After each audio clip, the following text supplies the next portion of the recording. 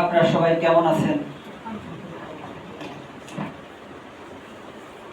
আলহামদুলিল্লাহ আলহামদুলিল্লাহ নাহমাদুহু ওয়া নাস্তাঈনুহু ওয়া নাস্তাগফিরুহু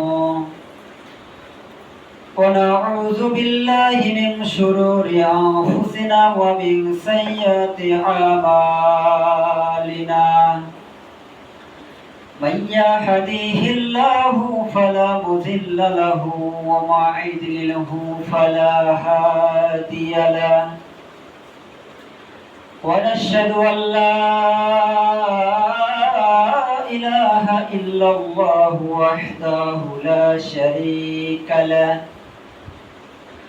ونشهد أن محمدا عبده ورسوله أما بعد فإن خير الحديث كتاب الله وخير الهدي هدي محمد صلى الله عليه وسلم وشر الأمور محدثاتها وكل محدثة بدعة وكل بدعة ضلالة وكل ضلالة في النار أعوذ بالله من الشيطان الرجيم بسم الله الرحمن الرحيم يا أيها الذين آمنوا اتقوا الله حق تقاته ولا تموتن إلا وأنتم مسلمون يا أيها الناس اتقوا ربكم الذي خلقكم من نفس واحدة وخلق منها زوجها وبث منهما رجالا كثيرا ونساء اتقوا الله الذي تسألون به والأرحام إن الله كان عليكم رقيبا بسم الله الرحمن الرحيم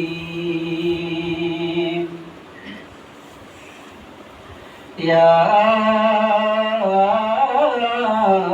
أيها الذين آمنوا هل أدلكم على تجارة تنجيكم من عذاب عليم وتؤمنون بالله ورسوله وتجاهدون في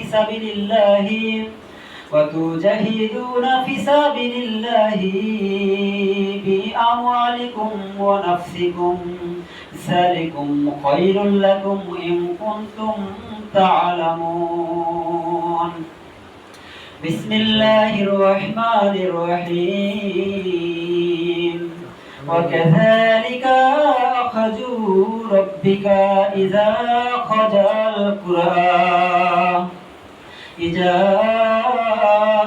القرآن وهي أجل ظلمات إنا أخذه عليم شديد আলহামদুলিল্লাহ সমস্ত প্রশংসা সেই মহান রব্বুল আলামিনের জন্য। শান্তি অবতীর্ণ হোক আমাদের নবী মুহাম্মদ মুস্তাফা সাল্লাল্লাহু আলাইহি ওয়াসাল্লামের উপরে। সবাই বলি সাল্লাল্লাহু আলাইহি ওয়াসাল্লাম। আউযু বিল্লাহি মিনাশ শাইতানির রাজীম বিসমিল্লাহির রহমানির রহিম কুনতুম খায়রা উম্মাতিন উখরিজাত লিন-নাস তা'মুরুনা বিল মা'রুফ ওয়া তানহাউনা 'আনিল মুনকার ওয়া তু'মিনুনা বিল্লাহ والمؤمنون والمؤمنات بعضهم أولياء بعض يأمرون بالمعروف وينهون عن المنكر ويقيمون الصلاة ويؤتون الزكاة ويطيعون الله ورسوله। الحمد لله সমস্ত প্রশংসা সেই মহান রব্বুল আলামিনের জন্য। আল্লাহ সুবহানাহু ওয়া তাআলা আমাদেরকে আবারও এক সপ্তাহ পরে এই মসজিদ ঘরে তার ইবাদতের জন্য আসার জন্য তৌফিক দান করেছেন। এই জন্য সবাই বলি আলহামদুলিল্লাহ। সমস্ত প্রশংসা সেই মহান রব্বুল আলামিনের দরবারে। আল্লাহ সুবহানাহু ওয়া তাআলা আমাদেরকে আবারও তার মসজিদ ঘরে এসে তার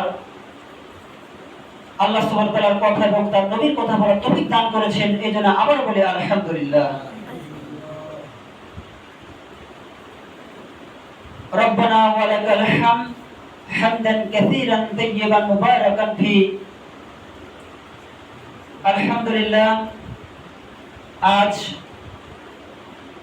16 আগস্ট 10 সফর 1446 হিজরি, রোজ শুক্রবার, পহেলা ভাদ্র 1431 বঙ্গাব্দ।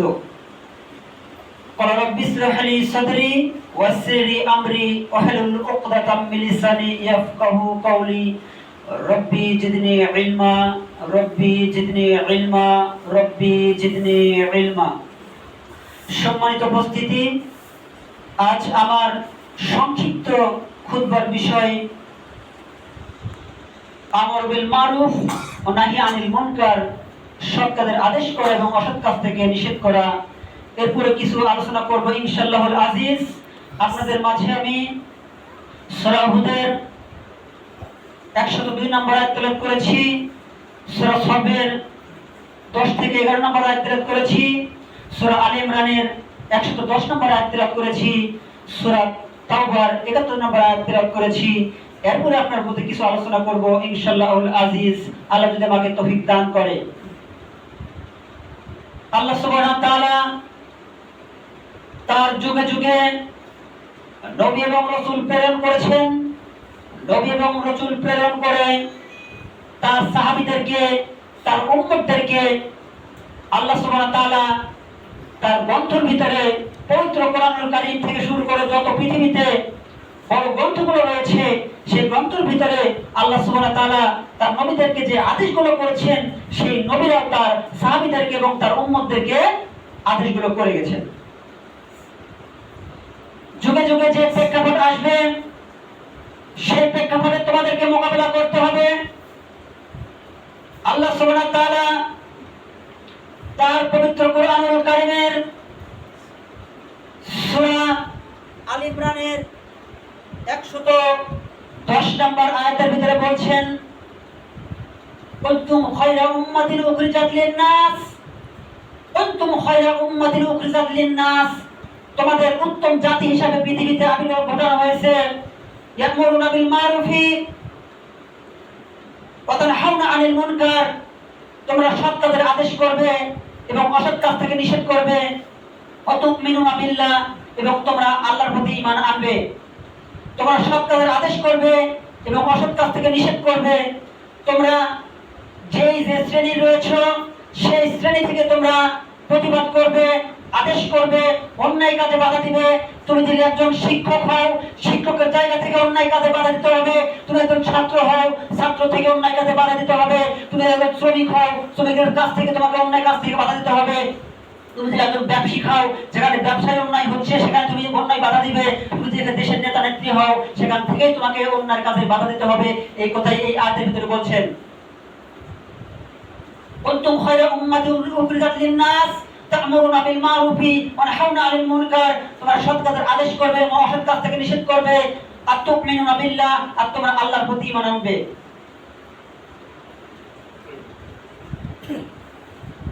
আল্লাহ সুবহানাহু ওয়া তাআলা আমাদেরকে এই আদেশ করেছেন।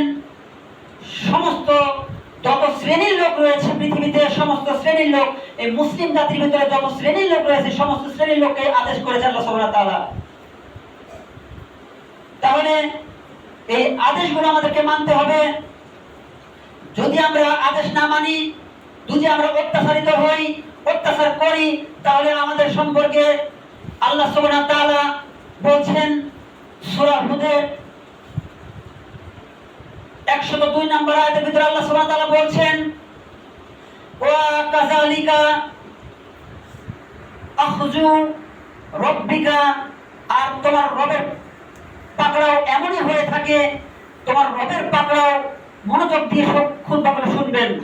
আল্লাহ সুবহানাহু ওয়া তাআলা বলছেন ওয়া কাযালিকা আখযু রাব্বিকা, তোমার রবের পাকড়াও এমনই হয়ে থাকে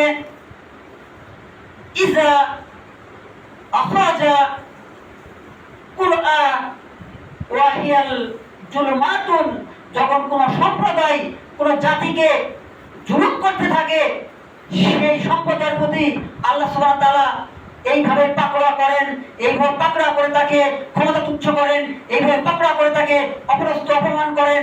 এরপরে বলছেন ইন্না আখাযাহু, নিশ্চয়ই তিনি আলিমুন শাদীদ। আল্লাহ সুবহানাহু ওয়া তাআলা এই আয়াতের ভিতরে বলছেন তিনি কঠোর শাস্তিদাতা এবং তাকে লাঞ্ছনা করবেন এমন ভাবে সেই লাঞ্ছনাতে তিনি মানুষের কাছে মুখ দেখাতে পারবে না। আল্লাহ সুবহানাহু ওয়া তাআলার যে আদেশগুলো যদি আমরা না মানি এবং আল্লাহ সুবহানাহু ওয়া তাআলার বান্দাদের প্রতি যখন কোনো বান্দা কোন দেশের নেতা নেত্রী কোন দেশের জাতিকে অত্যাচারিত হতে হয়, অত্যাচারিত করতে থাকে, তখন আল্লাহ সুবহানাহু ওয়া তাআলা এই কথা বলছেন যে আল্লাহর পাকড়াও সবচেয়ে বড় কঠিন এবং জালিমদেরকে আল্লাহ সুবহানাহু ওয়া তাআলা এভাবে পাকড়া করতে থাকেন। আল্লাহ সুবহানাহু ওয়া তাআলা তার পবিত্র কোরআনুল কারীমের কেন কথা বললেন যে তোমাদের কাছে যখন আল্লাহ রাসূল সাল্লাল্লাহু আলাইহি সাল্লাম ওহী নিয়ে এসেছে, রাসূল সাল্লাল্লাহু আলাইহি সাল্লামের কাছে জিবরাইল আলাইহিস সালাম ওহী নিয়ে এসেছে, ওহীর মাধ্যমে আমরা জানতে পেরেছি রাসূল সাল্লাল্লাহু আলাইহি সাল্লাম আমাদেরকে জানিয়েছেন যে তোমাদের মাঝে যখন কোনো ব্যক্তি অত্যাচারিত হবে এবং অত্যাচার করবে সেই অত্যাচারের তোমরা মোকাবেলা করবে এবং মোকাবেলা যদি তোমরা না করো, সেই অত্যাচারী যদি তোমরা প্রতিবাদ না করো, তোমরা অত্যাচারিত হতে থাকো এবং অন্যায়ের কাজে বাধা না দাও। আল্লাহ রাসূল সাল্লাল্লাহু আলাইহি সাল্লাম বলছেন ইবনে মাজার হাদিস, তোমাদের আল্লাহর পক্ষ থেকে তোমাদের কাছে আল্লাহর পক্ষ থেকে আযাব নাজিল করা হবে আর তোমরা যখন আযাবের ভিতরে পতিত হবে সেই আযাবের জন্য আল্লাহ সুবহানাহু ওয়া তাআলার কাছে তোমরা দোয়া করতে থাকবে, সেই দোয়া আল্লাহ সুবহানাহু ওয়া তাআলা কবুল করবেন না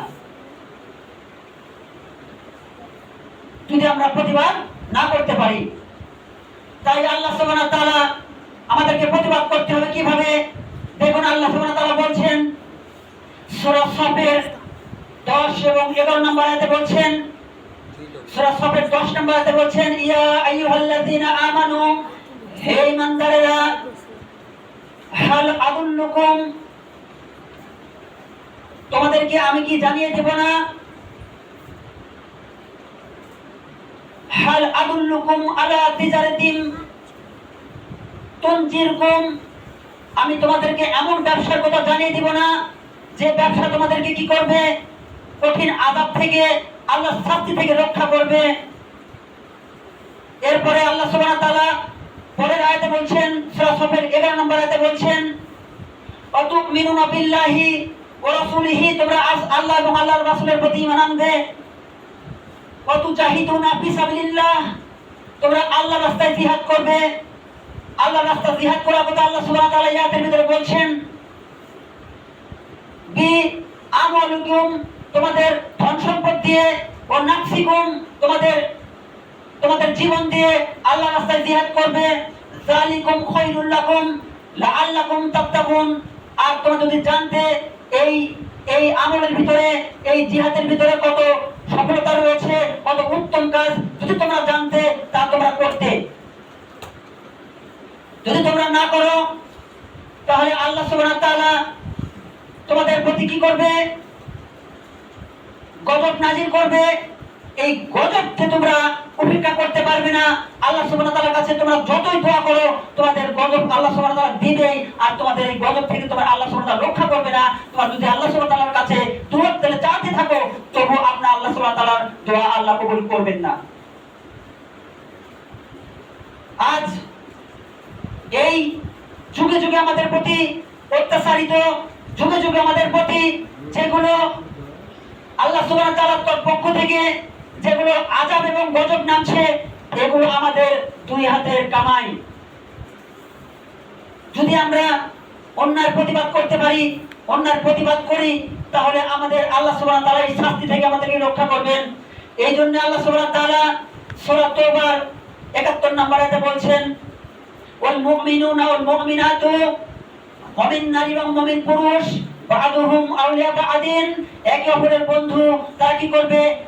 এই আয়াতের ভিতরে মনে করেন না যে মহিলা পুরুষের বন্ধু, পুরুষ মহিলার বন্ধু, একথা বলেন নাই। একথা বলা হচ্ছে যে মহিলা মহিলার বন্ধু, মহিলা মুমিনা মহিলা মুমিনার বন্ধু, এবং মুমিন পুরুষ মুমিন পুরুষের বন্ধু। ওয়াল মুমিনুনা ওয়াল মুমিনাতু বাদুহুম আউলিয়া বাদিন ইয়ামুরুনা বিল মারুফি, তারা সৎ কাজের আদেশ করবে, ওয়া নাহিয়া আনিল মুনকার, এবং অসৎ কাজ থেকে নিষেধ করবে, ওয়া তুমিনুনা, এবং আল্লাহর প্রতি ঈমান আনবে, ওয়া আকিমুস সালাতা, তারা সালাত আদায় করবে, ওয়া তুনাজ যাকাতা, এবং তারা যাকাত দিবে, ওয়া ইতুউনা আল্লাহ, এবং আল্লাহর প্রতি ঈমান আনবে, ওয়া রাসূলিহি, এবং রাসূলের প্রতি ঈমান আনবে। তাই সব সম্পর্কে আল্লাহ সুবহানাহু ওয়া তাআলা বলেছেন উলাইকা হুমুল মুত্তাকুন, তারাই মুত্তাকি। তাহলে আমাদেরকে কি করতে হবে? যুগে যুগে যখন অন্যায় দেখব, যুগে যুগে যখন আমাদের প্রতি অন্যায় চলে আসবে, আমাদেরকে প্রতিহত করতে হবে, প্রতিবাদ করতে হবে, একভাবে প্রতিবাদ করতে হবে। আল্লাহ রাসূল সাল্লাল্লাহু আলাইহি সাল্লাম হাদিসটি বর্ণনা করেছেন সহিহ বুখারীর 4720 নম্বর হাদিস। হাদিসটি বর্ণনা করেছেন মাসউদ থেকে বর্ণিত। তিনি বলছেন, আব্দুল্লাহ ইবনে মাসউদ রাদিয়াল্লাহু আনহু قال رسول الله صلى الله عليه وسلم, আব্দুল্লাহ ইবনে মাসউদ থেকে বর্ণিত, রাসূল সাল্লাল্লাহু আলাইহি সাল্লাম কি বললেন? ইজা মক্কাতুল বাইতি, যখন মক্কা ঘরে প্রবেশ করলেন, দেখলেন চতুর্পাশে, মক্কা ঘরের চতুর্পাশে 360টি মূর্তি রয়েছে। যখন মক্কা ঘর, মক্কা রাষ্ট্র আল্লাহ রাসূল সাল্লাল্লাহু আলাইহি সাল্লাম বিজয় করলেন, ছিনিয়ে নিলেন কাফেরদের থেকে, যখন মক্কাতে প্রবেশ করার পরে দেখলেন মক্কা ঘরের চতুর্দিকে 360টি মূর্তি রয়েছে। তখন আল্লাহ রাসূল সাল্লাল্লাহু আলাইহি সাল্লাম বলছেন, ওয়াকুল জাল হক, এসেছে সত্য, ওয়াজাকাল বাতিল, চলে গেছে মিথ্যা, ইন্নাল বাতিনা, চিরতরে মিথ্যা, তারা জাহুকা মিথ্যা, চিরতরে মিথ্যা। এই বলছেন আর মূর্তিগুলো ভেঙে খান খান করে ফেলছেন, আর বলছেন যে আমার রাষ্ট্রে এবং আমার খলিফার রাষ্ট্রে, আমার ক্ষমতার কাছে এগুলো তুচ্ছ, এগুলো ভাঙছেন আর ভেঙে চুরমার করে দিচ্ছেন।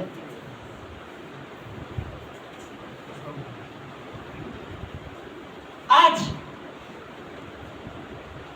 মূর্তি সম্পর্কে আল্লাহ সুবহানাহু ওয়া তাআলা বলছেন, যারা মূর্তি পূজা করে, যারা মূর্তিকে সম্মান করে, রাস্তাঘাটে মূর্তি তৈরি করে, তাদের সম্পর্কে আল্লাহ সুবহানাহু ওয়া তাআলা বলছেন, রাসূল সাল্লাল্লাহু আলাইহি সাল্লাম যখন মা আয়েশা ঘরে প্রবেশ করলেন, এমন অবস্থায় দেখলেন এখানে তো মূর্তি তো নেই, এরপরে তার কাপড়ের ভিতরে ঘোড়ার ছবি রয়েছে, এরপরে রাসূল সাল্লাল্লাহু আলাইহি সাল্লাম ওই ঘরের ভিতরে প্রবেশ করছেন না। তখন জিবরাইল আলাইহিস সালাম বললেন, জিবরাইল আলাইহিস সালাম প্রবেশ করছেন না। রাসূল সাল্লাল্লাহু আলাইহি সাল্লাম জিবরাইল আলাইহিস সালামকে বললেন, হে জিবরাইল, আপনি কেন ঘরের ভিতরে প্রবেশ করছেন না? জিবরাইল আলাইহিস সালাম বললেন, যেই ঘরের ভিতরে ছবি মূর্তি থাকে সেই ঘরে আমরা প্রবেশ করি না। রহমতের ফেরেশতা প্রবেশ করে না। যেই ঘরে রহমতের ফেরেশতা প্রবেশ করে না, সেই দেশে রহমতের ফেরেশতা কিভাবে প্রবেশ করতে পারে যদি এই দেশে মূর্তিকে আমরা লালন পালন করতে থাকি?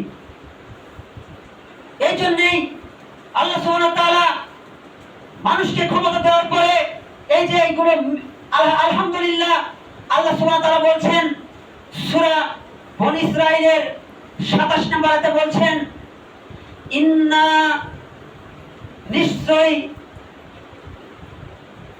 এই পৃথিবীতে যত তারা কি করবে? অপচয় করবে, আর যারা অপচয় করবে ইয়াকুনা শয়তানা, তারা কি হবে?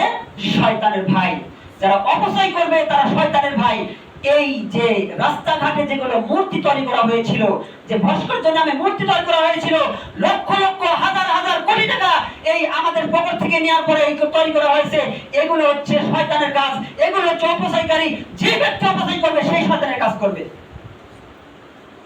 আর আল্লাহ সুবহানাহু ওয়া তাআলা বলছেন যে শয়তান হচ্ছে কুফরি করে, আর শয়তানের সাথে যে সম্পর্ক করবে, যে শয়তানের ভাই, সেও এক প্রকার শয়তান। আমাদেরকে সতর্ক থাকতে হবে। আর তারা বলছেন, ওয়াকুল জাল হক, এসেছে সত্য, ওয়াজাকাল বাতিল, চলে গেছে মিথ্যা, ইন্নাল বাতিলা কানা যাহুকা, আর মিথ্যা চিরজীবন মিথ্যা, মিথ্যা কখনো সত্যের সাথে মোকাবেলা করতে পারে না। আল্লাহ সুবহানাহু ওয়া তাআলা যখন কোন জাতিকে ধ্বংস করে এইভাবেই ধ্বংস করে। এই কথা আল্লাহ সুবহানাহু ওয়া তাআলা বলছেন, ওয়া কাযালিকা আখযু রব্বিকা, তোমার রবের পাকড়াও এমনই হয়ে থাকে। সুবহানাল্লাহ। আল্লাহ সুবহানাহু ওয়া তাআলা আমাদেরকে সঠিক বুঝ দান করার তৌফিক দান করুন এবং সঠিক জানার তৌফিক দান করুন। আল্লাহ সুবহানাহু ওয়া তাআলা তার পবিত্র কোরআনুল কারীমের অনেক জায়গাতেই এইগুলো কথা বলেছেন। সূরা বাকারার 177 নম্বর আয়াতে বলছেন, সূরা বাকারার 177 নম্বর আয়াতে বলছেন যে কোন মুমিন ব্যক্তির পূর্ব এবং পশ্চিম দিকে মুখ ফেরানোতে কল্যাণ নেই। কল্যাণ রয়েছে কার ভিতরে? কল্যাণ রয়েছে তার মধ্যেই। মান আমানা বিল্লাহি, আল্লাহর প্রতি যে ব্যক্তি ঈমান আনবে, ওয়া মালাইকাতিহি, ফেরেশতার প্রতি যে ঈমান আনবে, ওয়া ইয়াউমুল আখির, এবং আখিরাতের প্রতি যে ব্যক্তি ঈমান আনবে, ওয়া কুতুবিহি, যত পৃথিবীতে গ্রন্থ আল্লাহ সুবহানাহু ওয়া তাআলার গ্রন্থ রয়েছে এই গ্রন্থের প্রতি ঈমান আনবে, ও নবিয়ানা, এবং নবীদের প্রতি ঈমান আনবে, সেই ব্যক্তি কি করলো? উলাইকা হুমুল মুত্তাকুন, ওই ব্যক্তিগুলোই মুত্তাকি। সুবহানাল্লাহ। তাহলে মুত্তাকি ব্যক্তির পরিচয় পাওয়া যাচ্ছে। আমরা আজ কি হিসাবে জাতির কাছে এইগুলো আমরা পেশ করব? আমাদের পৃথিবীতে যুগে যুগে নবী রাসূল চলে গেছেন। আমাদের প্রিয় নবী মুহাম্মদ রাসূলুল্লাহ সাল্লাল্লাহু আলাইহি ওয়াসাল্লাম যখন রাষ্ট্র চালিয়েছেন, এই রাষ্ট্র চালানোর পরে রাসূল সাল্লাল্লাহু আলাইহি ওয়াসাল্লাম যখন মৃত্যুবরণ করলেন, তার বাড়িতে তো মৃত্যুবরণ করার পরে তার বাড়িতে তো কোনো ইহুদি খ্রিস্টানেরা আগুন দেয় নাই, তার বাড়িতে লাঠির আগুন বাড়ি দেয় নাই, তার বাড়িতে কখনো মারামারি হয় নাই। আমার সাহাবীরা রাষ্ট্র চালাইছে, রাষ্ট্র চালানোর পরে তারা মৃত্যুবরণ করেছেন, তার বাড়িতে কোনোদিন আগুন দেয় নাই, তার বাড়িতে লাঠির বাড়ি পড়ে নাই, তার বাড়িতে ঢেল পড়ে নাই। আমার বাড়িতে কেন ঢেল পড়ছে? আমার বাড়িতে কেন লাঠির বাড়ি পড়ছে? আমার বাড়ি কেন আগুনে পড়ছে? বোঝা যাচ্ছে তোমার যে রাষ্ট্র চালানো আর রাসূলের সাল্লাল্লাহু আলাইহি ওয়াসাল্লামের রাষ্ট্র চালানো এক নয়। আল্লাহ সুবহানাহু ওয়া তাআলা সূরা কোরআনের ভিতরে বলছেন, লাকাদ কানা লাকুম ফি রাসূলিল্লাহি উসওয়াতুন হাসানা, আমার রাসূল সাল্লাল্লাহু আলাইহি ওয়াসাল্লামের মধ্যে রয়েছে উত্তম আদর্শ। তোমাদের ভিতরে উত্তম আদর্শ নেই, এজন্য তোমাদেরকে মার খেতে হচ্ছে, দেশ থেকে চলে যেতে হচ্ছে। আমার রাসূল সাল্লাল্লাহু আলাইহি ওয়াসাল্লামের মধ্যে যদি তোমাদের উত্তম আদর্শ থাকতো, তাহলে তোমাদেরকে দেশ ছাড়তে হতো না, তোমাদেরকে মার খেতে হতো না, তোমাদের বাড়িঘর পড়তো না, তাহলে তোমরা এই পৃথিবীতে বসবাস করতে পারতে, তোমাদের রাষ্ট্রে বসবাস করতে পারতে। আল্লাহ সুবহানাহু ওয়া তাআলা বললেন কি? সূরা মুলকের 1 থেকে 2 নম্বর আয়াতের ভিতরে বলছেন, তাবারাকাল্লাযী বিহাদিহিল মুলকু, বরকতময় আল্লাহর হাতে সমস্ত ক্ষমতা। তাবারাকাল্লাযী বিহাদিহিল মুলকু ওয়া হুয়া আলা কুল্লি শাইইন কাদির, আর আল্লাহ সুবহানাহু ওয়া তাআলা সবকিছুর উপরে পুরো সর্বশক্তিমান। তাহলে আমরা যে ক্ষমতা দেখাই, কিসের ক্ষমতা দেখাই? আমাদের এমনই ক্ষমতা, যদি আমাদের সকাল বেলায় 3 বার পায়খানা হয় আর 2 বার বমি হয়, তাহলে আমাদের ক্ষমতা শেষ। আল্লাহ সুবহানাহু ওয়া তাআলা বলছেন, তাবারাকাল্লাযী বিয়াদিল মুলকু ওয়া হুয়া আলা কুল্লি শাইইন কাদির, এই পৃথিবীর রাজত্ব একমাত্র আল্লাহ সুবহানাহু ওয়া তাআলার হাতে এবং সবকিছুর উপরে আল্লাহ সুবহানাহু ওয়া তাআলা সর্বশক্তিমান। তুমি কিসের ক্ষমতা দেখাও? আল্লাহ সুবহানাহু ওয়া তাআলা বলছেন, আল্লাযী খালাকাল মাউতা ওয়াল হায়াতা, আল্লাহ সৃষ্টি করেছেন মৃত্যু, ওয়াল হায়াতার পরে হায়াত, লিয়াবলাকুম আইয়ুকুম আহসানু আমালা, তোমরা আমলের দিক থেকে উত্তম, এই জন্য তোমাদেরকে সৃষ্টি করেছেন। এরপরে মৃত্যু সৃষ্টি করেছেন, এরপরে জন্ম সৃষ্টি করেছেন। এই দিক থেকে তোমরা কে উত্তম, তোমরা আমল করতে পারো সুন্দর। আর আমরা সুন্দর আমলের কি করতে পারি? আমাদের 10টা কিভাবে বিল্ডিং তৈরি করব, মানুষের পকেট থেকে টাকা ছিনিয়ে নিয়ে আমরা কিভাবে 10টা বাড়ি করব, মানুষের পকেট থেকে সে টাকা ছিনিয়ে নিয়ে আমরা 10টা গাড়ি করব, কিভাবে মানুষের পকেট থেকে টাকা ছিনিয়ে নিয়ে, এই প্রতিবাদে নেমেছি আমরা।